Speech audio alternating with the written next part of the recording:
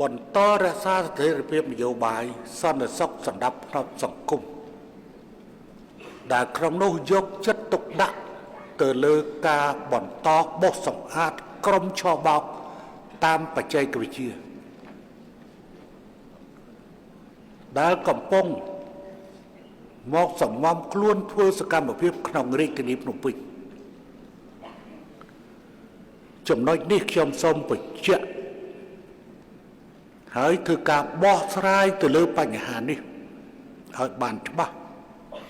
សម្រាប់យើងចេញដំណើរទាំងអស់គ្នាក្នុងស្មារតីឯកភាព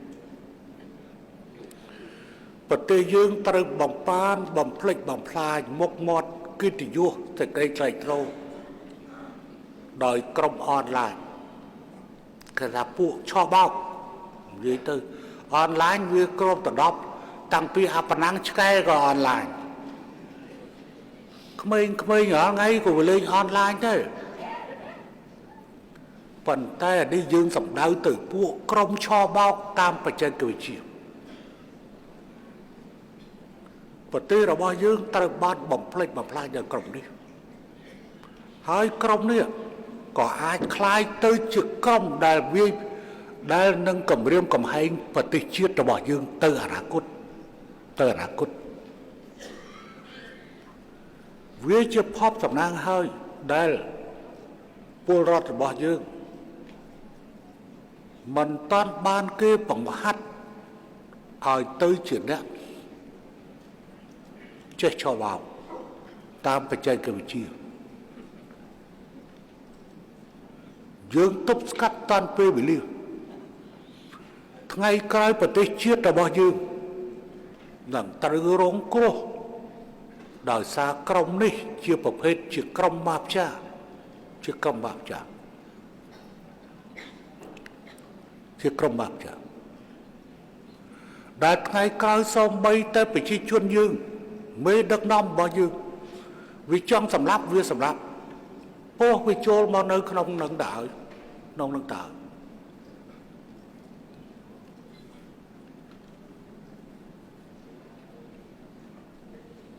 ឥឡូវចំណោទដែលយើងត្រូវចោទសួរតើអ្នកដែលចូលមកក្នុងប្រទេសរបស់យើងអត់មានលិខិតឆ្លងដែននេះវាមកតាមបណ្ណាពិតប្រាកដបញ្ហានេះត្រូវតែជាសំណួរដែលត្រូវមានចម្លើយ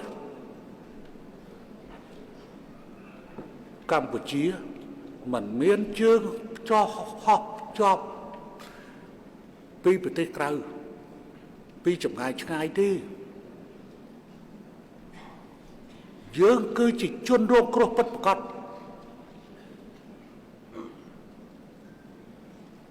ដាក់ចេញជាសំណួរហើយត្រូវរកចម្លើយឲ្យឃើញថាតើគេចូលមកក្នុងប្រទេសយើងដោយគ្មានលិខិតស្នាមចូលតាមប្រទេសណាมันអាចចូលមកតាមពោធិ៍ចតុងឬចូលតាមអាកាសយានដ្ឋានថ្មីបរតនជូឬក៏អាកាសយាននៅខេត្តសៀមរាបឬអាកាសយានដ្ឋាននៅខេត្តប្រសិទ្ធនុនេះតើគេចូលមកប្រទេសយើងតាមប្រទេសណាឥឡូវអ្នកទាំងនឹងមិនតន់ចាក់ចេញពីកម្ពុជាទេសួរចម្លើយឲ្យច្បាស់ព្រោះមានប្រទេសខ្លះមានអ្នកខ្លះព្យាយាមដាក់កំហុសមកលើយើងក្នុងពេលដែលអ្នកទាំងនោះបានចូលមកប្រទេសយើងតាមប្រទេសរបស់គេខ្ញុំបានស្នើសុំអគ្គរដ្ឋទូតកូរ៉េខាងត្បូងតែមកជូនសារតាំងតែមកជួបជាមួយខ្ញុំថាដោយសារតែអ្នកដែលសម្លាប់និស្សិតកូរ៉េនេះត្រូវបានចាប់ខ្លួននៅក្នុងប្រទេសថៃខ្ញុំបានស្នើសុំចំពោះអគ្គរដ្ឋទូតកូរ៉េខាងត្បូងថាសូមចែករំលែកព័ត៌មានតើហេតុអ្វីបានជាគេជ្រើសរើសកម្ពុជាធ្វើជាកន្លែងសម្រាប់និស្សិតកូរ៉េក្នុងពេលដែលមេខ្លោងរបស់គេ គេនៅឯទីក្រុងនៅឯប្រទេសថៃ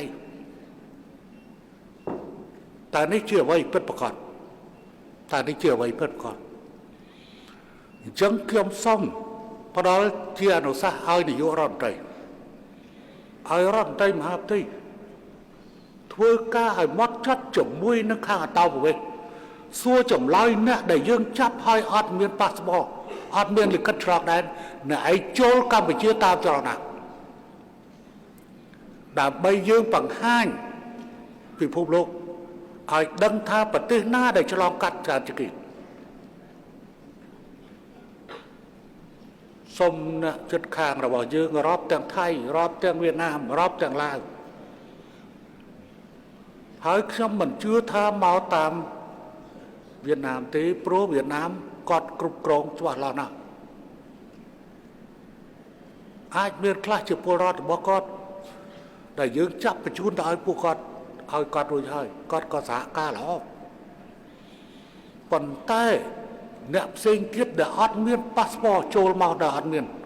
ទឹកតកាអត់ចូលតាមច្រកដែលមានគេហៅថាការវាយអាដែងលិខិតស្នាមចេញចូលអ្នកទាំងហ្នឹងមកពីតាមណានៅក្នុងគេអត់តាន់យកត្រឡប់មកវិញផងទៅវិញផងខ្លះមកពីអាហ្វ្រិកខ្លះមកពីប្រទេសឆ្ងាយដែលមិនមានព្រំដែនជាប់ជាមួយយើងទេអញ្ចឹងយើងសួរគេទៅដើម្បីយើងមានទិន្នន័យជាក់លាក់មួយព្រោះរឿងនេះមិនមែនជារឿងកម្ពុជាដាច់ដោយឡែកទេវាជារឿងសកលដែលខ្ញុំតែងនិយាយថាបើសិនជាគ្មានពលរដ្ឋរបស់អ្នកឯងគួរតែត្រូវមានការទទួលខុសត្រូវក្នុងការគ្រប់គ្រងក្នុងការអប់រំពលរដ្ឋរបស់ខ្លួនកុំឲ្យលេងល្បែងកុំឲ្យលេងល្បែងតែពលរដ្ឋរបស់អ្នកឯងលេងល្បែងបានជាវាចាប់ផ្ដើមមានអាការឆោបោកទៅនោះហើយខ្លះឆោបោកតាមរបៀបស្នេហាស្នេហាគ្នាតាមអនឡាញទៅរួចដែរឬវិនិយោគតាមអនឡាញអញ្ចឹងតើប្រទេសនេះអាចនឹងទទួលខុសត្រូវអប់រំពលរដ្ឋខ្លួនកុំឲ្យលេងល្បែងទៅបានទេ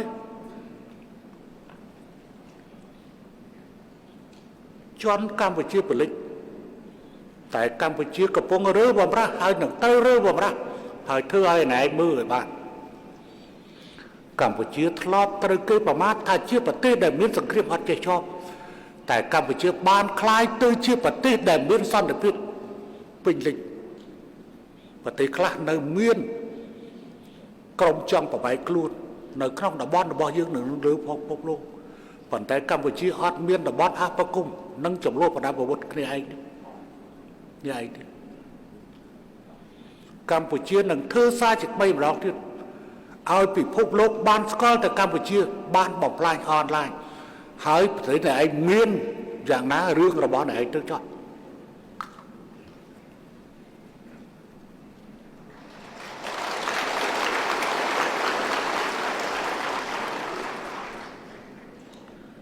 អញ្ចឹងត្រូវជាចំណោទដែលត្រូវចោទសួរអ្នកដែលចូលមកប្រទេសយើងខ្ញុំមានការភ្ញាក់ផ្អើលណាស់ក្នុងឋានៈជាអ្នកគ្រប់គ្រងរដ្ឋាភិបាលមុនរាជរដ្ឋាភិបាលមុនហើយបន្តនៅក្នុងក្របខ័ណ្ឌជាប្រធានគណៈបកកណ្ដាលអំណាចនៅពេលដែលថាមានរាប់សិបម៉ឺននាក់នៅក្នុងស្រុកខ្មែរ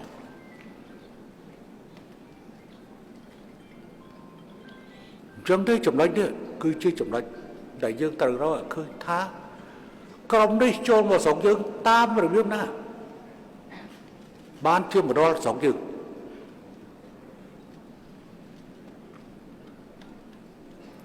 ខ្ញុំសូមកោតសរសើរចំពោះរាជរដ្ឋាភិបាលដែលបានយកការទទួលខុសត្រូវក្នុងការវាយប្រក្រាបអនឡាញ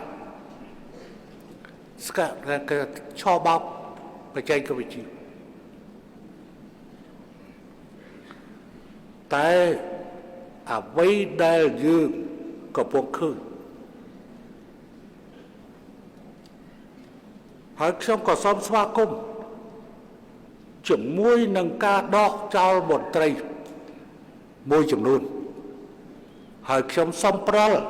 ជាអនុសាសន៍ការប្រក្រាបការឆបោកត្រូវដើរទន្ទឹមនឹងការប្រក្រាបមន្ត្រីពាក់ព័ន្ធនិងដកចោលមន្ត្រីដែលធ្វើសកម្មភាព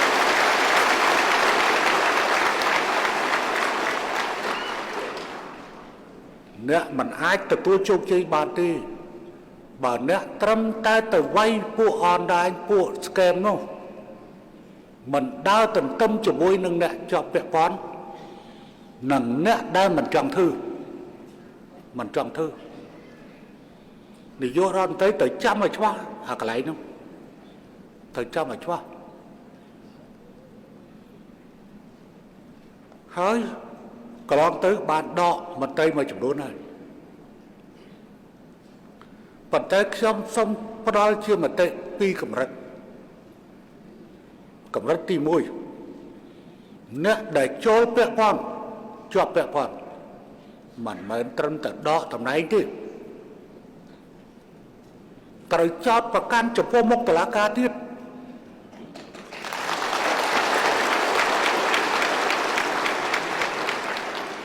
ព្រោះបើត្រឹមតែដកតំណែងវាថាធ្វើអីអញលុយអញសល់កន្លះលានដុល្លារ1លានដុល្លារអញចាយមួយឆ្អែតអញ្ចឹងចោទប្រកាន់ចំពោះមុខតុលាការដែលតុលាការចេញដីកាការពារទ្រព្យសម្បត្តិមួយចំនួនបើកការស៊ើបអង្កេតបាយចេញពីស្កេមអនឡាញរឹបអូសទ្រព្យសម្បត្តិថែមទៀតអានឹងអ្នកដែលជាប់ពាក់ព័ន្ធព្រោះខ្ញុំបានទទួលដំណឹងថាមានកន្លែងខ្លះដឹកពួកក្រុមអនឡាញចូលទៅក្នុងខេត្តខ្លួនទៀតបើកដៃ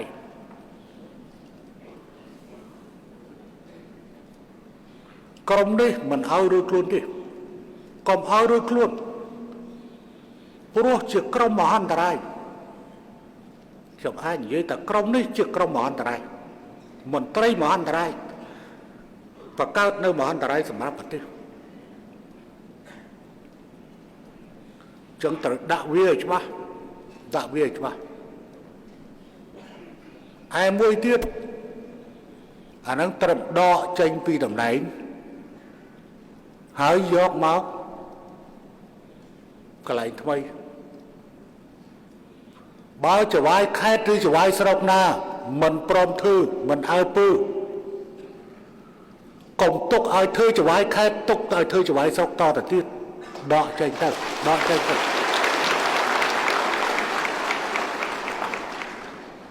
មេPMមេប៉ូលីស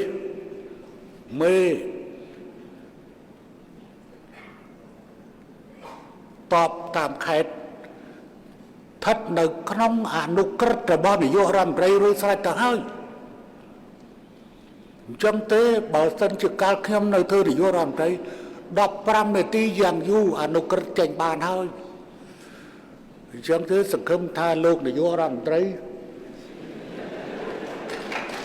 ប្រើត្រឹម10នាទីអនុក្រឹត្យចេញទៅប្រកាសភ្លាមខ្វះស្អីគាត់ថាអនឡាញដែលគេមើលច្រើន Fresh News ថ្មីកម្ពុជាថ្មី Fake News អាហ្នឹងសិតតែផ្សាយតាមទូរទស្សន៍ឲ្យយើងស្ដាប់ទៀតនោះមិនប្របាស់ទៅអានទៀតសារព័ត៌មានអនឡាញមកគូចាំទូរទស្សន៍ចាំដល់ម៉ោងនៅឥឡូវទូរទស្សន៍ជិតងាប់ហើយពោះអាអនឡាញគឺមើលម៉ោងណាក៏ទៅបានដែរព្រោះឯងទូរទស្សន៍ចាំដល់ម៉ោងបើវាផ្សាយអញ្ចឹងទេគេហៅថាបានជាគ្មានទូរទស្សន៍ណាមួយចំណេញទេសប្តាហ៍ថ្ងៃនោះដោយសារតែដំណឹងសិតតែជាដំណឹងផ្អូម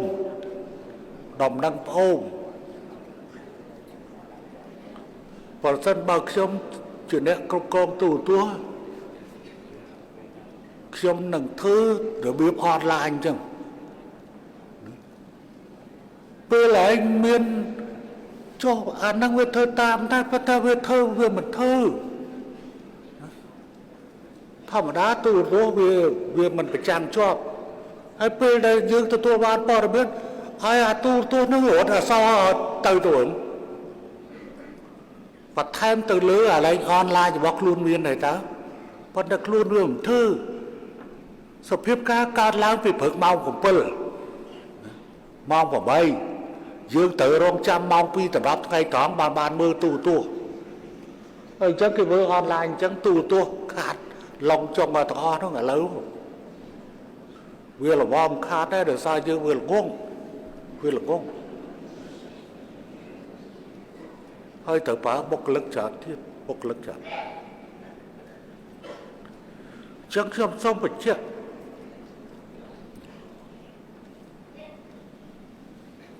ការបង្ក្រាបការឆោបោកតាមបច្ចេកវិទ្យាត្រូវដើរទន្ទឹមនឹងការបោសសម្អាតនិងបង្ក្រាបមន្ត្រីដែលជាប់ពាក់ព័ន្ធនិងដកចោលនឹងមន្ត្រីដែលមិនព្រមអនុវត្ត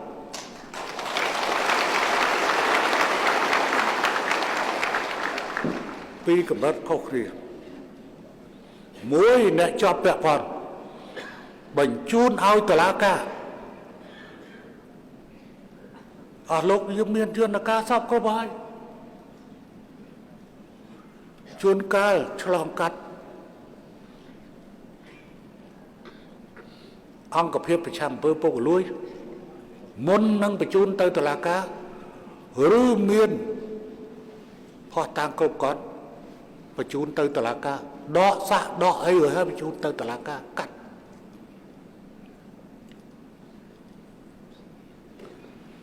កុំឲ្យថាអើយហើយដកអញដកទៅអញសល់1លានឬ2លានដុល្លារដែរប្រពន្ធកូនអញមិនគាត់លុយចាយទេប្រាក់ខែប៉ុណ្ណឹងអញមិនបាច់ចាប់ដកយកអាលុយទៅទៀតយកលុយនឹងទៅជួយកងទ័ព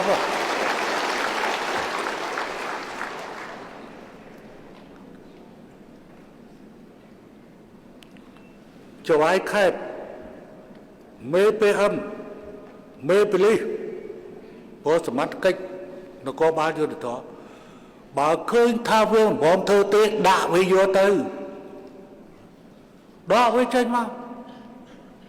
ពិតហើយយប់មិញខ្ញុំឃើញអតីតតំណាងរាស្ត្រ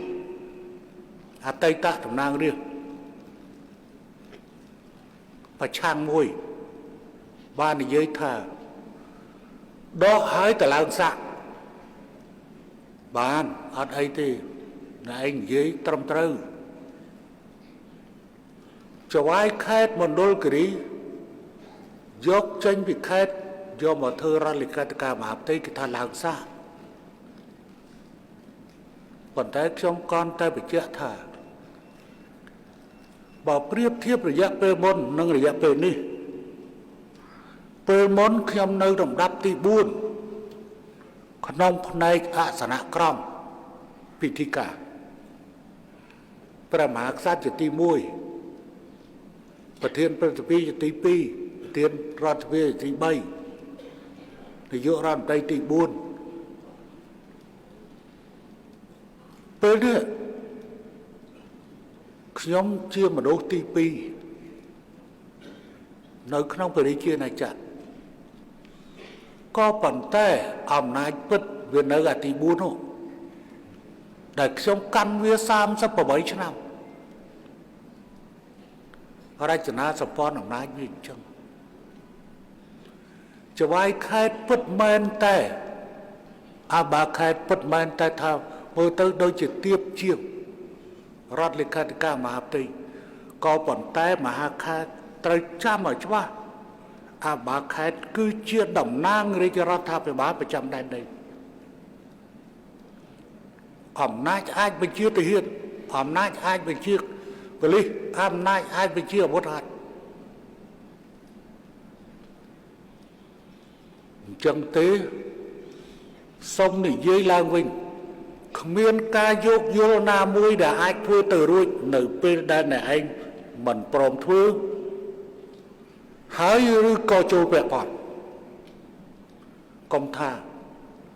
ខ្ញុំជាកូនមេដឹកនាំដែលបានតស៊ូច្រើនឆ្នាំ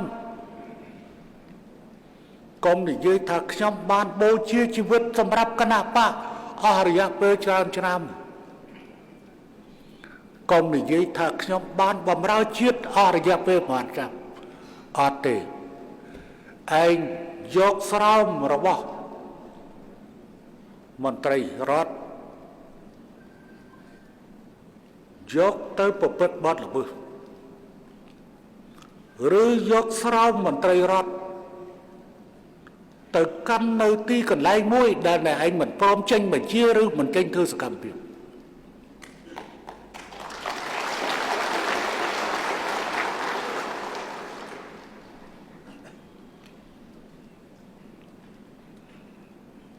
ខ្ញុំមានការសោកស្ដាយឆ្នាំ2019ខ្ញុំបានចុះហត្ថលេខាអនឡាញនឹងប្រជុំហើយខ្ញុំវាមិនដឹងថាអនឡាញនឹងវាស្មានតែគេប៉ុណ្ណឹងគេតតបាល់នឹងក៏អនឡាញដែរប៉ុណ្ណឹងឆ្កែជលមន់ឬក៏ស្អីអនឡាញដែរហើយវាគិតស្មានតែអានោះមានដឹងថាអនឡាញអីកើតឡើងអីណាបោកគ្នាស្នេហាគ្នាតាមអនឡាញវាទៅជាចេះទៅទៀតអញ្ចឹងបានសក្តិថាឥឡូវនេះយើងត្រូវធ្វើឲ្យម៉ត់ចត់ហើយត្រូវសហការជាមួយដៃគូជាមិត្តរបស់យើងដែលមានពលរដ្ឋខ្លួននៅក្នុងប្រទេសតែធ្វើឲ្យម៉ត់ចត់ពេលដែលចាប់បានហើយគួរត្រូវការជូនដំណឹងទៅដៃគូរបស់យើងថាយើងចាប់បានពលរដ្ឋណែឯងឥឡូវនេះពលរដ្ឋរបស់ណែឯងអត់មានលិខិតឆ្លងដែនទេសូមឲ្យយកមកទូយកចិនបានសហការធ្វើការល្អជាមួយយើងកាលពីថ្ងៃទី20កន្លងទៅខ្ញុំបានជួបអគ្គរដ្ឋទូតចិនគាត់បានប្រាប់មកខ្ញុំថា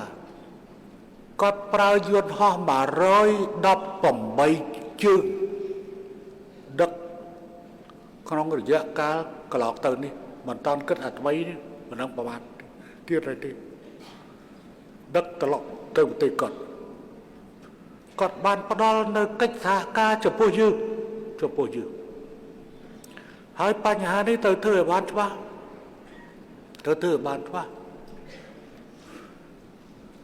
យើងមានករណី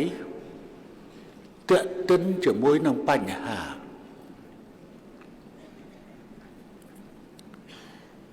ពីរប្រភេទពីរបែបដែលត្រូវដោះស្រាយទី1អ្នកដែលចូលមកក្នុងប្រទេសរបស់យើងដោយខុសច្បាប់ត្រូវអនុវត្តតាមវិធានដែលមានរួចមកហើយគឺការបណ្តេញចេញប៉ុន្តែប្រសិនបើគេមានបទល្មើសក្នុងប្រទេសត្រូវចាត់ការតាមផ្លូវច្បាប់ឲ្យបានតឹងរឹង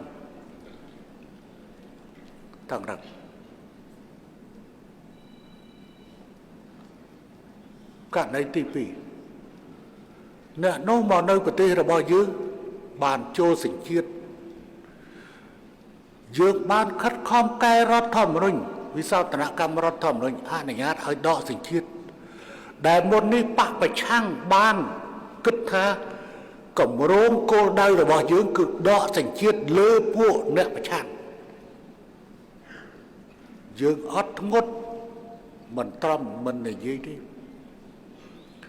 គោលដៅរបស់យើងគឺគោលដៅក្រែងលោជនជាតិបរទេសខ្លះចូលសញ្ជាតិរបស់យើង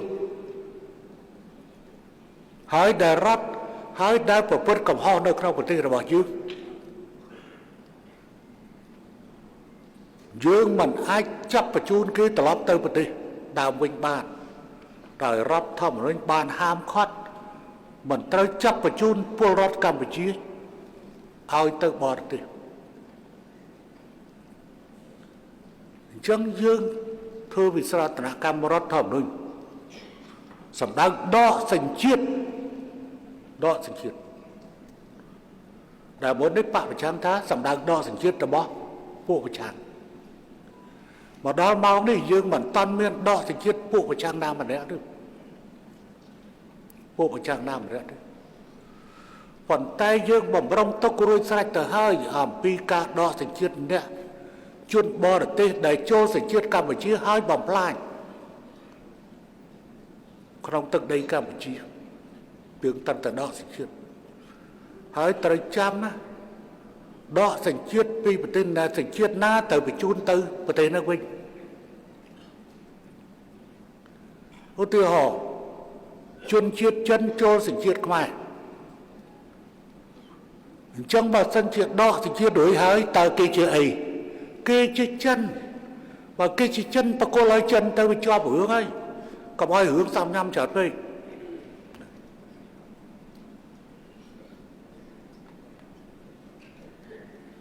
ថាជនជាតិអាមេរិកគាត់ចូលសញ្ជាតិខ្មែរកាលណាចូលសញ្ជាតិខ្មែរយើងដកសញ្ជាតិខ្មែរបាត់គាត់នៅសល់សញ្ជាតិអីគាត់នៅសល់សញ្ជាតិអាមេរិកអញ្ចឹងត្រូវបកគលឲ្យអាមេរិកมันអាចដកសញ្ជាតិចិនពលរដ្ឋចិនហើយបែរជាចាប់បញ្ជូនឲ្យអាមេរិកហើយទៅដកសញ្ជាតិខ្មែរពីពលរដ្ឋអាមេរិកបញ្ជូនទៅឲ្យចិនគឺមិនអាចធ្វើចឹងទេមិនអាចធ្វើចឹងទេ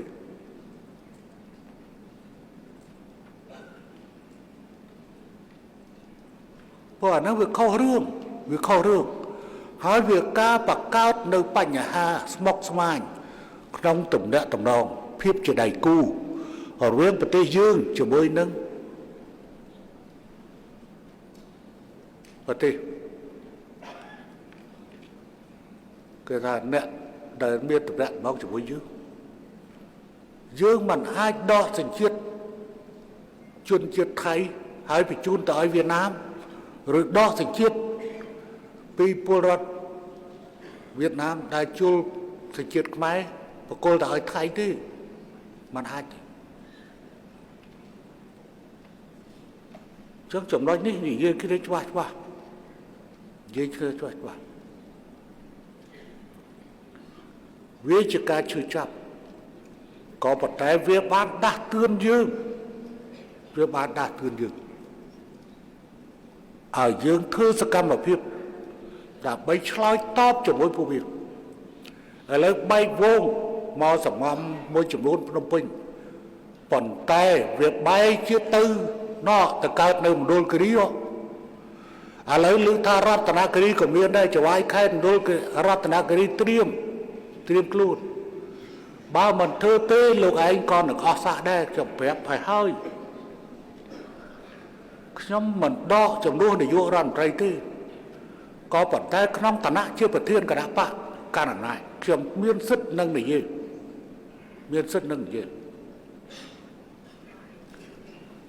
មេប៉ូលីសមេPMនៅរតនគិរីចវាយខេត្តរតនគិរីត្រៀមខ្លួនឲ្យហើយទៅកំចាត់ឲ្យហើយទៅអ្នកណាដឹងកន្លែងអីទៅភ្នំពេញគេបានធ្វើប្រតិបត្តិការរាល់ថ្ងៃគ្រប់ខេត្តទាំងអស់ព្រោះចេះវាបែកអាសមុកធំវាបង្រៀងទៅអាតូចទៅពឹងលើពាក់លើណាពឹងពាក់លើមូលដ្ឋានអញ្ចឹងសូមថ្នាក់ឃុំថ្នាក់ភូមិថ្នាក់ឃុំថ្នាក់ស្រុកយើងរួមគ្រប់ថ្នាក់ប្រជាពលរដ្ឋត្រូវជួយដល់រដ្ឋាភិបាលចង្អុលបង្ហាញតែកន្លែងនេះកន្លែងគេលេង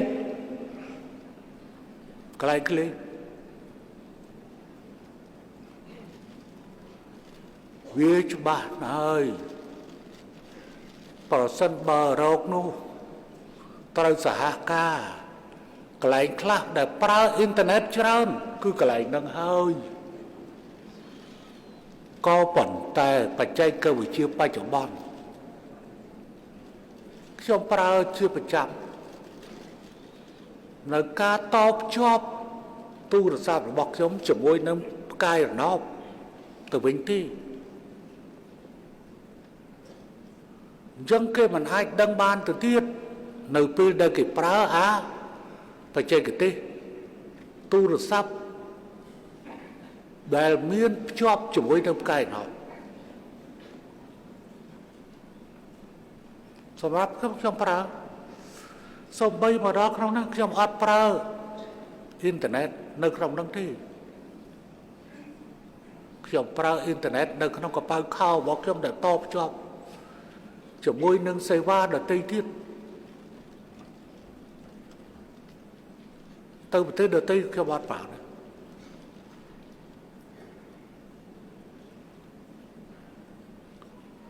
ប៉ុន្តែមូលដ្ឋានអាចយល់អាចដឹកឥឡូវរកនៅទីក្រុងភ្នំពេញហើយធ្វើតំណែងជាមួយដៃគូរបស់យើង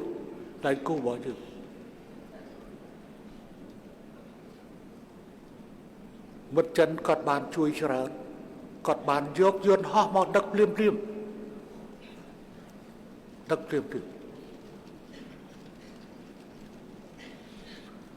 យើងចាប់ឲ្យអស់និយាយរួមចាប់ឲ្យអស់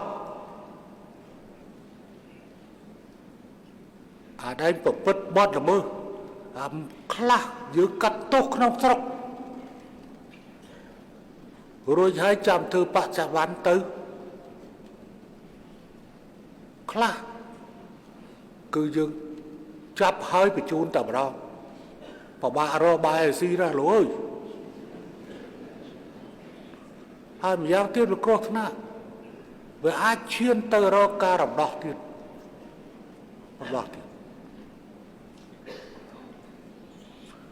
ចឹងទេត្រូវខិតខំរឿងនេះមិនមែនគ្រាន់តែជាបញ្ហាមុខមាត់ទេធ្វើឲ្យយើងបាត់បង់ធ្វើឲ្យបរទេសអ្នកវិនិយោគ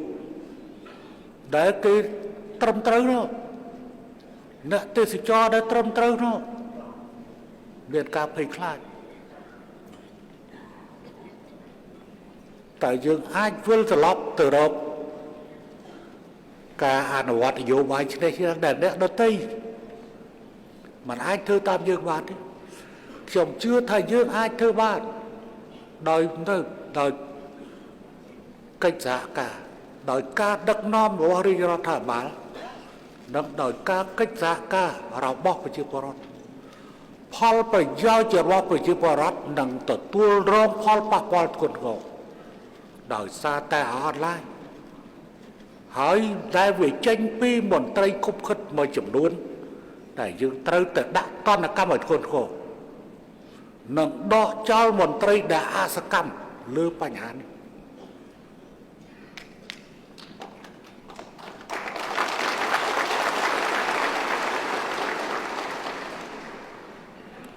បើយើងមិនធ្វើទេគឺយើងនឹងប្រឈមមុខនឹងមហន្តរាយថ្ងៃក្រោយកូនចៅយើងចេះលេងអនឡាញថ្ងៃក្រោយកូនចៅយើងត្រូវគេបង្វឹកឲ្យធ្វើជាអ្នកឆោបបោកជាអ្នកចេះធ្វើទរណកម្មចំពោះអ្នកដទៃឥឡូវសភាពការមិនតាន់ហួសពេលទេនាយករដ្ឋមន្ត្រីបានចេញដឹកនាំផ្ទាល់ប៉ុន្តែអស់លោកពួកអ្នកសារព័ត៌មានមួយចំនួនគេវិភាគត្រឹមត្រូវគឺថាពួកនេះនៅសល់ការសង្ឃឹម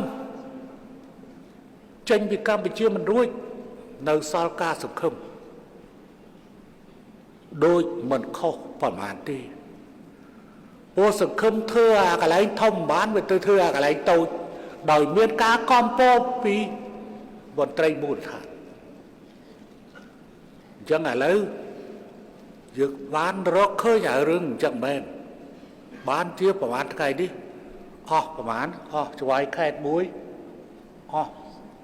មេPMមួយមេប៉ូលីសមួយអញ្ចឹងខេតដទៃ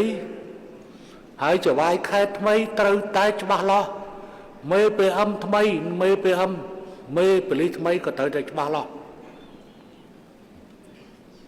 អត់លេងសើចបានទេណា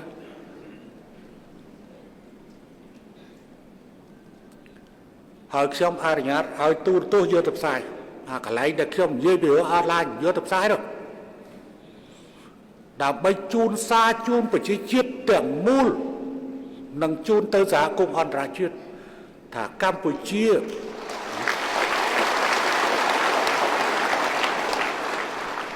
សេដ្ឋកិច្ចកម្ពុជាមិនបានពឹងផ្អែកលើចំណូលពីអនឡាញដោយដែលអ្នកឯងបាននិយាយទេអនឡាញកម្ពុជានៅតែមានប្រាក់ចំណូលដើម្បីនឹងដំណើរការធម្មតាកម្ពុជាមិនបានទទួលផលណាមួយពីអនឡាញទេ